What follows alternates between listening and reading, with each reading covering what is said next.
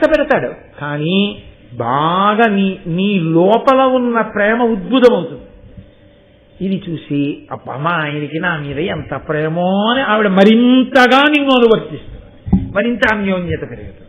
కాబట్టి శనీశ్వరుని వలన వచ్చే ఇబ్బంది ఏమి ఉండదు.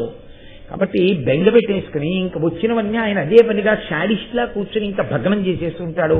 దీపం పెడితే కాలుతో తన్నేస్తాడు, అన్నం పెట్టుకుంటే చేతితో తోసేస్తాడు అనుకోకూడదు. ఆయన గొప్ప అనుభవాన్ని ఇస్తాడు అని మనం భావన చేస్తే చక్కగా ఆయన కూడా అలాగే చేస్తాడు, కష్టపెడతాడు. ఏ రూపంలో కష్టపెడతాడు?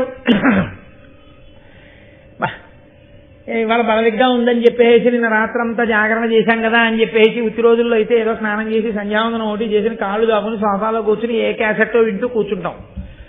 మహాభారతం చెప్తుంటే మళ్ళీ ఓసారి గబగబా అమృతాపహరణ ఘట్టాన్ని ఒకసారి చూసుకుని ఒళ్ళు దగ్గర పెట్టుకోకపోతే బాగుంటుందా 10 మందికి చెప్పేటప్పుడు? అది నీకు ఓపిక ఉన్నా లేకపోయినా పడుకుందామనున్నా కూర్చుందామనున్నా సాయంకాలం అయ్యేటప్పుడు సంధ్యావందనం చేసుకుని పంచ కట్టుకుని భారతం పట్టుకుని వచ్చి కూర్చుని భారతం చెప్పుకుంటున్నాం. ఏమి ఇప్పుడు నీకు వచ్చిన నష్టం ఏంటి? కాళ్ళు దాపు కూర్చునే బదులు భారతం చెప్పిస్తారు. కష్టంలా అనిపిస్తుంది, కానీ నీ అదృష్టం కాదు. ఉత్తరాయణంలో మాఘమాసంలో కూర్చుని అయ్యప్ప స్వామి సన్నిధానంలో భారతం చెప్పుకోవడం అది ఈశ్వర కృప. పైకి కనపడదు, కానీ ఆయన అనుగ్రహిస్తూ ఉంటాడు. కాబట్టి అది పట్టుకుని ఉండగలిగితే ఈశ్వరుని యొక్క అనుగ్రహం కలుగుతుంది. అలా ఆవిడకున్నటువంటి ఒకే ఒక దుర్లక్షణం, ఏ అతిశయం ఉన్నదో అది పోయింది దాస్యంలో. ఆవిడకి పోవడం వల్ల ఇప్పుడు పరిణతి వచ్చేసింది. వచ్చేయడంలో ఆవిడ కొడుకుతో ఉన్నట్లు చెప్పేసింది. నాయనా ఒకనకొకప్పుడు పందెం కాశాం. ఆ పందెం కాయడం అనేటటువంటి లక్షణమే తప్పు, కానీ పందెం కాశాను, ఓడిపోయాను. ఇదిగో నేను ఇలా దాస్యం చేస్తున్నాను అంతేననుకుంటున్నావా? 2 గుడ్లు పుట్టాయి నాకు. నీకు అన్నగారు ఒకడున్నాడు అరుణుడు అని.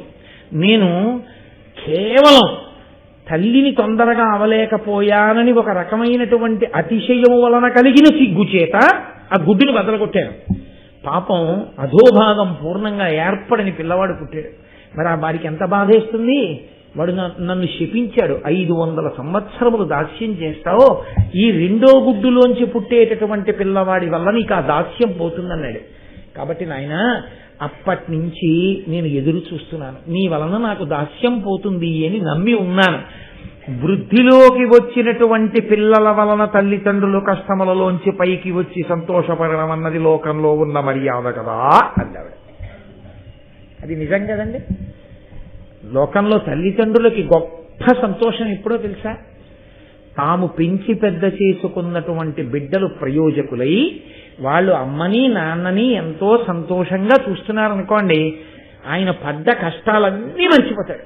మర్చిపోయి అబ్బా ఎంత హాయిగా ఉన్నానో, ఎంత సంతోషంగా ఉన్నానో అంటాడు. అదే పిల్లలు ప్రయోజకులు కాలేదనుకోండి, పిల్లలు తల్లి తండ్రి వంక అలా ప్రేమగా చూసేవాళ్ళు కారనుకోండి, ఆయనకు ఆ సంతోషం ఉండదు. నేను మీతో చెప్తున్నవి పచ్చి యథార్థాలు మాట్లాడుతున్నాను, జీవితంలో మీరు గ్రహించాలి.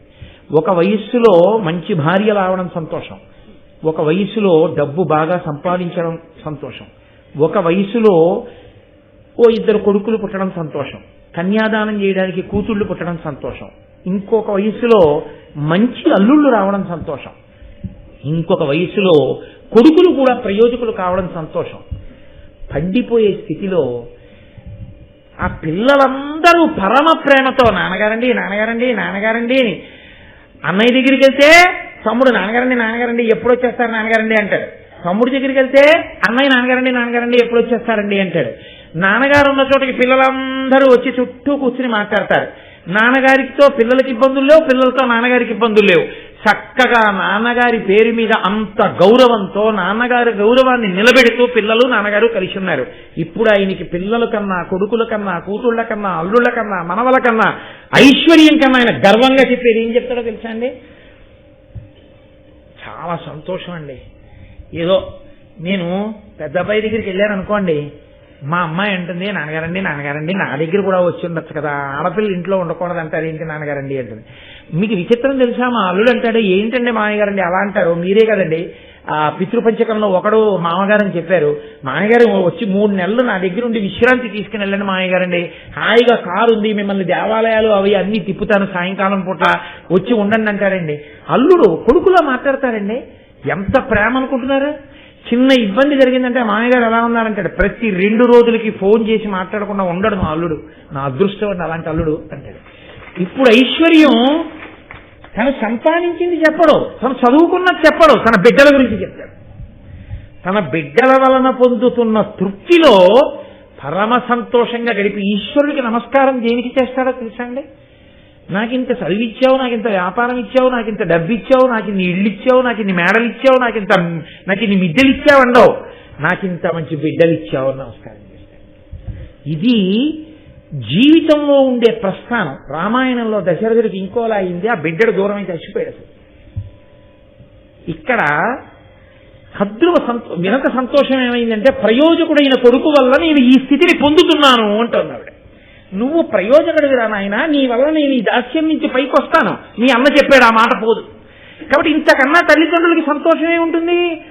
నా అపరిపక్వతతో, నా తెలియని తనంతో కష్టం తెచ్చుకున్నాను, కానీ కడుపున పెట్టిన బిడ్డడు నన్ను ఆ కష్టంలోంచి పైన పడేస్తున్నాడు, ఇంకింతకన్నా నాన్న నాకేం కావాలరా అంటుంది. చూడండి, అంత బాగా చదువు వచ్చిరా అని తండ్రి ఉన్నాడు అనుకోండి, జీవితంలో తన కష్టపడి పైకి వచ్చాడు, బాగా చదువుకున్నాడు కొడుకు. నాన్నగారని ఇంకా మీకెందుకు అవన్నీ, నేనున్నాను కదా, నేను చూస్తాను, అన్నీ నేను చూసి నాన్నగారండి సంతకం పెట్టండి అంటే పెట్టండి, లేకపోతే మీరు వాళ్ళని వీళ్ళని అడగండి, ఏమిటి మీ కర్మ, నేను లేను, నేను చూస్తాను అని కొడుకు నాన్నగారికి అన్నీ చూసి పక్కన కూర్చుని నాన్నగారండి ఇది ఇలా రాశారు, ఇలా వద్దు నాన్నగారండి, ఇలా రాయిద్దాం నాన్నగారండి అన్నాడు అనుకోండి. ఆ తండ్రి వాటిని చూడటం, ఆ కొడుకు వంక చూస్తూ మురిసిపోయి చాలు, ఇలాంటి కొడుకున్నాడు, ఇంకేం కావాలంటే. అది తల్లిదండ్రులకి బిడ్డలకి ఉండే అనుబంధాన్ని చెప్తోంది మహాభారతం.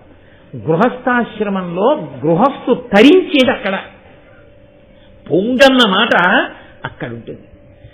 తాను చదువుకున్నాడు, తాను గొప్ప కీర్తి సంపాదించాడు, తాను ఎంతో డబ్బు సంపాదించాడు, తాను కొడుకుని కన్నాడు, ఎన్ని నేర్పాలో అన్ని నేర్పాడు, కొడుకు గుణం చెయ్యాడు. ఇప్పుడు తండ్రి బెంగ దేని మీద ఉంటుంది చివరి కాలంలో? నాకు బిరుదులున్నాయి, నాకు సింహతలాటాలున్నాయి, నాకు స్వర్ణ కంకణాలున్నాయి, వీధిలో కెడితే నా కాళ్ళ మీద పడి నమస్కారం చేస్తారు కానండి, ఆంతరంగికులు ఎవరైనా వస్తే ఏమిటో పాపం మీ ప్రారంభం ఆ కొడుకే అలా అంటారు, వాడేనండి నాకు, నా మనసుకి శాంతి లేదంటాడు. అందరికీ తన వాక్కులతో శాంతిని ఇచ్చేవాడికి శాంతి లేదు. ఎందుకని? కొడుకు అటువంటి వాడు. అంటే నాకు అనుకోలేరు మహాప్రభు, నా కొడుకు అటువంటి వాడు కాదు, ఈశ్వరుడి దయ వల్ల. అంటే మీతో వ్యక్తి స్థితికి చెప్తున్నాను, ఒక్కొక్క దశలో ఒక్కొక్కటి ఉంటుంది. వినత ఇవాళ అటువంటి భాగ్యాన్ని పొంది, ఏ తల్లిదండ్రులైనా చిట్ట చివర అలా మాట్లాడగలిగిన స్థితిని పొందితే వాళ్ళు ఈశ్వరానుగ్రహంతో పండారు జీవితంలోని గుర్తు, ఈశ్వరానుగ్రహం వాళ్ళ యందు ప్రకాశించిందని గుర్తు. అది నిలబెట్టుకోవాలి ఆ భగవత్ కృపని. కాబట్టి ఇప్పుడు ఈ మాట ఆయన చెప్తే, ఆయన వినత గరుత్మంతుడితో చెప్తే, ఆయన ఆ పావుల దగ్గరికి వెళ్ళి ఒక రోజున వాళ్ళని అలా విహారం చేయించి తీసుకొచ్చి కూర్చోబెట్టి వాళ్లతో ఒక మాట అన్నాడు. నేను మిమ్మల్ని ఇంతగా సేవిస్తున్నాను, మా అమ్మ మీ అమ్మని సేవిస్తోంది, దీనికి అంతటికీ కారణం వాళ్ళిద్దరి మధ్య జరిగినటువంటి పందెం, దానివల్ల మా అమ్మ దాస్యాన్ని పొందడం. నేను మీకు ఏం చేస్తే నన్ను మా అమ్మని దాస్యం నుంచి బయటపడేస్తారో మీరు చెప్పండి. అంటే ఇక్కడ మీరు ఒక్క విషయం ఆలోచించాలి. 2 కోణములు ఉంటాయి. ఒకటి, వెంటనే వాళ్ళేమనొచ్చంటే చాలు, పుట్టినప్పటి నుంచి పిన్నమ్మ అంత చేసింది, పుట్టినప్పటి నుంచి తమ్ముడు అంత చేశావు, ఇంకా ఏం చేయాలి? మిమ్మల్ని దాస్యం నుంచి విడిపించడానికి ఇంకా నువ్వేమైనా తేవాలా మాకు? ఎప్పటికీ మన మధ్య ఈ అన్నదమ్ముల అనుబంధం ఇలా ఉండిపోతే చాలు. ఎప్పటికీ మమ్మల్ని నువ్వు రక్షిస్తుండు, మేము నిన్ను రక్షిస్తుంటాం, చెయ్యి కలిసి మనం అన్నదమ్ములుగా నిలబడదాం. మన అమ్మలు అక్క చెల్లెళ్ళు కాబట్టి నువ్వేమీ మాకు తేవక్కర్లేదు, నువ్వు మాకేమీ ఇవ్వక్కర్లేదు, ఈ క్షణంలోంచే నిన్ను మీ అమ్మని దాస్యం నుంచి విడిపిస్తున్నాం, ఇక నువ్వు మాకు దాసుడవు కావు, మనం అన్నదమ్ములం అని ఒక మాట అనుంటే భారతం ఒకలా ఉండుండే. అలా అనేంత సంస్కారం కద్రువ నుంచి పిల్లలకి రాలేదు, ఆవిడ నేర్పలేదు, వీళ్ళకి రాలేదు. కాబట్టి వీళ్ళకి ఇప్పుడు కూడా వ్యాపారం. అడిగాడు కదా, జీవితాంతం వీణ్ణి దాసుడుగా ఉంచుకుంటే మంచిదా, వీణ్ణి దాసుడుగా విడిపించాలంటే ఇంత గొప్ప దాసుణ్ణి మనం విడిపిస్తున్నాం కాబట్టి వీడి బలాన్ని అడ్డుపెట్టి మనకి చాలా ముఖ్యమైనది తెచ్చుకుంటే బాగుంటుందా? కాబట్టి వాళ్ళన్నారు, అమిత పరాక్రమంబును రయంబును లావును కల్గు ఖేచరోత్తముడవు నీవు, నీదైన దాస్యము బాచికొనంగా నీకు చిత్తము కలదేని, భూరి భుజదర్పము శక్తియు ఏర్పడంగా మాకు అమృతమ్ము తెచ్చి ఇమ్మనిన అవ్విహగేంద్రుడు సంతసంబునన్. ఎంత చిత్రమో చూడండి. వాళ్ళు అడిగింది ఏమిటంటే, నీకు ఒంట్లో బలం ఉంది, వేగం ఉంది, వెళ్ళగలవు, కాబట్టి అమృతం పట్టరా. అమృతం ఎందుకు? వీళ్ళు తాగుతారట. వీళ్ళు తాగితే ఏమవుతుంది? వీళ్ళకి మృత్యు ఉండదు, అలా బ్రతికుంటారు. వీళ్ళు బ్రతికుండడానికి అమృతాన్ని తెస్తే తాగుతారు. వీళ్ళు 1000 మంది ఉన్నారు, వీళ్ళు ఎక్కడికి కదలరు, వీళ్ళు సరే ఇలాగే ఉంటారు. ఆవిడకున్నది 2 కొడుకులు, ఒక కొడుకు వెళ్ళిపోయాడు సూర్యుడికి రథసారథిగా. ఆయనకి హాఫ్ డే సీఎల్ కాదు, 1 అవర్ పర్మిషన్ కూడా ఉండదు. ఎందుకంటే రథం ఎప్పుడూ తిరుగుతుండాలి. దానికి పెయిడ్ హాలిడేస్, పబ్లిక్ హాలిడేస్, లేకపోతే రెస్ట్రిక్టెడ్ హాలిడేస్, క్యాజువల్ లీవ్లు, ఎరెండ్ లీవ్లు, హెచ్ఏపిఎల్, కమిటేషన్స్ అవి ఆయనకి ఏమి ఉండవు. ఆయన బాస్ అలాంటి వాడు, ఆయన వర్క్ అటువంటిది, ఆయన ఎప్పుడు అలా పెడుతూ ఉండడం. కాబట్టి ఆయన అమ్మని చూడడానికి రావడం ఆయనకి కుదరదు. మరి ఇంకా ఉన్నదెవరు? ఈ ఒక్క పిల్లాడు. ఆవిడ అంటూ మనశ్శాంతి పొందితే రాత్రి ఈ పిల్లాన్ని చూసుకుని సంతోషిస్తుంది. ఇప్పుడు ఈ పిల్లాన్ని అమృతం తీసుకురావడానికి పంపిస్తే ఎవరి మీదకి వెళ్ళాలి? యుద్ధానికి. స్వర్గలోకంలో ఇంద్రుడి మీదకి వెళ్ళాలి. ఇంద్రుడు దేవతలకు అధిపతి. దేవతాశక్తులంటే సామాన్యమైనవా? దేవతలందరూ కలిపి మట్టు పెట్టేస్తే ఇన్ని పోతాడు. మీకు నష్టం, మాకేమవుతుంది? ఓ దోషుడు పోయాడు. వస్తే ఇంకా మాకు తానే లేదు, ఇంకా ఆయన అవసరం మాకేమిటి? మాకు జరా లేదు, మరణం లేదు, అమృతం ఆయన హాయిగా ఉంటాం. ఇంక ఈయన లేకపోయినా ఈయన ఉంటే ఉంటాయి, అవన్నీ మాకు ఉంటాయి. ఎంత క్రూరమైన ఆలోచనో మీరు ఆలోచించారు. ఇలా ఆలోచించచ్చా అనేటటువంటి కనీస పరిణతి కానీ మర్యాద కానీ వాళ్ళకి లేవు. కాబట్టి అంత గొప్ప ఆలోచన వాళ్ళు చేయగలిగారు. ఆయన అన్నాడు సంతసంబునన్, చాలా సంతోషంగా అంగీకరించాడు. ఆయనకి ఎందుకు సంతోషం? ఒక్కటి ఆయన సంతోషం, అమ్మయ్యా మా అమ్మ దాస్యం విడుదలైపోతుంది, ఇది రక్షించింది. అమ్మ మీద ఉన్న భక్తి ఉందే, ఆ మాతృభక్తి ఉందే, అదే శ్రీరామ రక్ష. అమ్మ నోటి మాట ఉందే, అమ్మ నోటి మాటయే అంగరక్ష.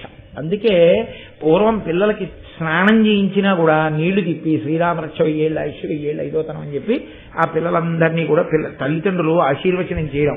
చక్కగా పుట్టినరోజు వస్తే వాడిని పీటల మీద కూర్చోపెట్టి కాస్త నూనె వాడి తల మీద పెట్టి, వీపు మీద పెట్టి, వాడికి ఆ నూనె రాసి వీపుకి రాసి అప్పుడు చక్కగా వాడికి ఆశీర్వచనం చేయడం. ఇప్పుడే ఉంది, ఓ కేకు తెచ్చుకోవడం, అన్ని దీపాలు పెట్టించడం, తల్లిదండ్రులే పక్కన నిలబడి ఉప్పని ఊదే దీపాలు అర్పించేయడం, ఓ కత్తి చేతికి ఇవ్వడం, మెత్తటి కేకుని కోయించేయడం, ఆ ముద్ద తీసి ఓ ఎంగిలి ముక్క అమ్మకి, ఆ తర్వాత తత్శేషం మిగిలిపోయిన ఎంగిలి ఏదుందో ఆ ఎంగిలి నాన్నకి గౌరవం కన్నందుకు, ఆ తర్వాత ఆ ఎంగిలి ముక్క వీడు, ఆ ఎంగిలి ముద్దలు మిగిలిన వాళ్ళు తిని వీళ్ళందరూ కలిసి మంత్రపుష్పం బ్రాహ్మణులు చెప్పినట్టు హ్యాపీ బర్త్డే టు యూ, ఓ శతమానం భవతి లేదు, ఓ శతాయు పురుషేంద్రియ ఆయుష్ దేవేంద్రియే ప్రతిష్టతి లేదు. ఎక్కడి నుంచి వస్తాయి మంగళాలు రమ్మంటే? ఎక్కడి నుంచి వస్తుంది ఆయుర్దాయం రమ్మంటే? కాబట్టి జాతీయందు పశ్చిమ దేశాల సంస్కృతి ప్రవేశించి కలుషితం చేసి పారేసింది మన జీవితాలు. ఒకప్పుడు ఎలా ఉండేవో జీవితాలు, ఒకప్పుడు ఎలా ఉన్నాయో జీవితాలు చూసుకోండి అని చెప్పి అన్నయ్య గారు అప్పుడు భారతం ఇచ్చి వెళ్ళిపోయారు మహానుభావుడు. ఇప్పుడు ఆయన చాలా సంతోషం, నేను మా అమ్మని దాస్యం నుంచి విడిపిస్తాను అన్నారు అని అమ్మ దగ్గరికి వెళ్ళి అమ్మకి నమస్కారం చేశారు. అమ్మ అన్న మాట దగ్గర ఉండేటటువంటి వైభవాన్ని ఆవిష్కరిస్తున్నారు అన్నయ్య గారు. ఆవిడ అమ్మా నీ దాస్యం విడిపించేస్తానమ్మా, వాళ్ళు అమృతం అడిగారమ్మా, పావులు అమృతం తేవడానికి బయలుదేరుతున్నానమ్మా అన్నాడు. ఆవిడ అమ్మయ్యా వీడింత బలవంతుడు తెచ్చేయగలడని నాన్న జాగ్రత్తగా వెళ్ళొచ్చే అనలేదు. అమ్మ మనస్సు అని ఒకటి ఉంటుంది. అమ్మ మనస్సుకున్న లక్షణం ఏమిటో తెలుసా అండి? ఆ మాట అమ్మ తప్ప లోకంలో ఇంక ఎవ్వరూ అనలేదు. నాన్న నా ఆయుర్దాయం కూడా పోసుకుని నువ్వు బతకరా అంటే తప్ప వాడు ఏమైపోయినా నేను ఇలా ఉంటే చాలని ఏ అమ్మ అందో. నా ఆయుర్దాయం పోసుకుని వాడు బ్రతకాలి అన్నప్పుడు త్రికరణ శుద్ధిగా ఆ మాట అనేది అమ్మ ఒక్కతే. మీరు చూడండి, పిల్లాడికి జ్వరం వచ్చిందనుకోండి, నేను ఇలా అన్నాను అని నేనేమీ పక్షపాతంతో అంటలేదు. మీకు ఏ తండ్రి నోటి వెంట కూడా నా ఆయుర్దాయం వీడు పోసుకుని బ్రతకాలి అన్న మాట రాదు. అమ్మ అంటుంది నా ఆయుర్దాయం కూడా పోసుకుని వాడు బతికితే చాలంటుంది. తండ్రి గబుక్కుని వీడు దేని కిందన్నా పడలేదు కదా, ఏంటి ఇంకా రాలేదంటాడు. అమ్మ అంటుంది వీడికి ఏం అవ్వలేదు కదా, ఏమిటి ఇంత ఆలస్యమైంది ఇంకా రాలేదు అంటుంది. నోటితో కూడా అమ్మ అమంగళాన్ని ఉచ్చరించదు పిల్లాడికి సంబంధించి. అలా అనడాన్ని అమ్మ ఒప్పుకోదు. అమ్మ అన్న మాటకున్న గొప్పతనం ఏమిటంటే బిడ్డడి యొక్క మంగళాన్ని అలా అపేక్షించడమే, బిడ్డల యొక్క వృద్ధిని కోరుకోవడమే. నేను యథార్థంగా ఒక సన్నివేశం చూశానండి. ఒకప్పుడు తెల్లబోయాను. నేను ఓ డాక్టర్ గారి దగ్గరికి వెళ్ళి కూర్చున్నాను. ఏదో పిలిస్తే వెళ్ళి వైద్యం చేయించుకోవాలి కదా, అందులో కూర్చున్నాను. కూర్చుంటే అక్కడికే ఇంకొక పెద్ద ఆవిడ కూడా వచ్చారు. ఆవిడని ఎవరో తీసుకొచ్చారు వైద్యం చేయించడానికి. లోపలికి తీసుకు మంచి జ్వరంతో చలి ఉడికిపోతుంది. ఇంతలో కారులో దిగాడు ఒకతను. దిగి మంచి ఐశ్వర్యవంతుడిలా ఉన్నాడు. అతను లోపలికి వస్తూ ఇలా చూశాడు. ఈవిడ వంక ఆగి, ఈవిడ అతని వంక ఇలా చూసి ఏదో అనబోయింది. అతను లోపలికి వెళ్ళిపోయాడు డాక్టర్ దగ్గర. ఇతను వచ్చాడని గబగబా కాంపౌండర్లో వాళ్ళు లోపలికి తీసుకెళ్ళారు. ఆయన లోపల ఏదో కాసేపు కూర్చున్నాడు, డాక్టర్ గారితో మాట్లాడి ఏదో ప్రిస్క్రిప్షన్ రాయించుకున్నాడు, వెళ్ళిపోయాడు. వెళ్ళిపోతే ఈ పెద్ద ఆవిడతో వచ్చిన ఆవిడండి, మీ అబ్బాయే కదమ్మా అతను అంది.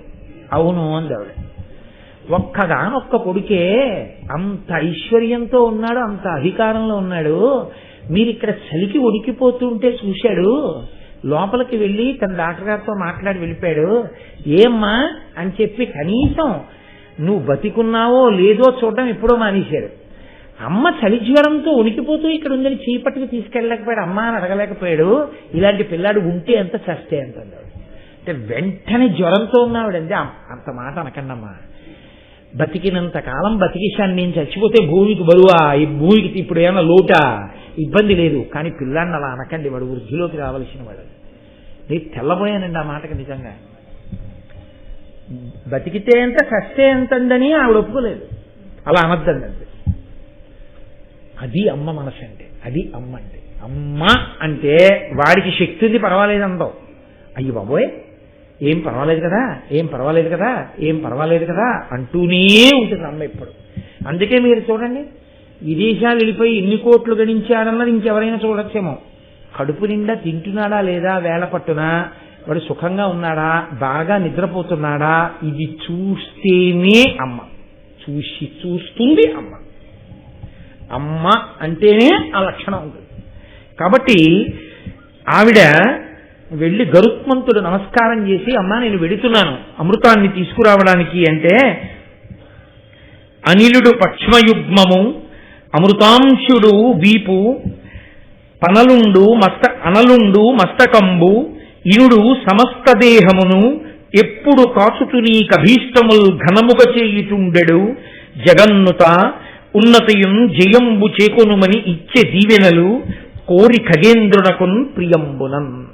అమ్మ ఆశీర్వచనం చేసింది. ఎదర యుద్ధానికి వెళ్ళి అమృతభాండం తెచ్చేయడం అంటే అదేదో ఓ కాగితం కలమ పట్టుకురావడం కాదు. వాళ్ళు అస్త్రములను శస్త్రములను ప్రయోగిస్తారు. పిల్లవాడి శరీరం ఎక్కడ సొక్కిపోతుందో అమ్మ మనసుని చూపిస్తున్నారు నాన్నయ్య.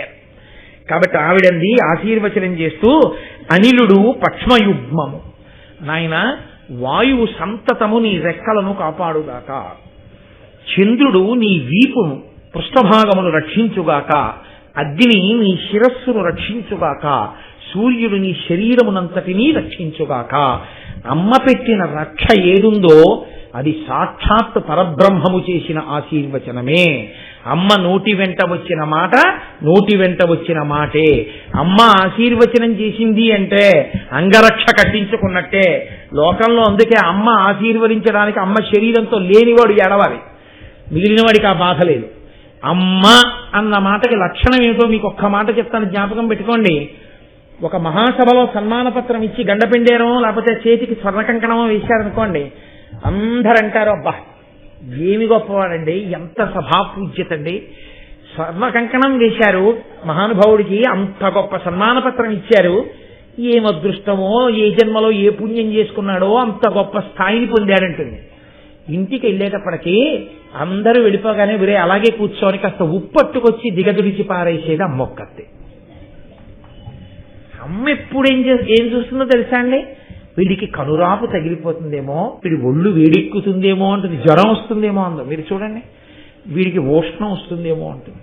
అసలు నిజంగా నేను ఒక ఆవిడని అడిగాను, ఏమ్మా పెంటయ్య అని పేరు ఎందుకు పెట్టుకున్నారమ్మా, నేను బ్రాహ్మణుల్లో అలా చూడలేదు ఎప్పుడును అన్నాను.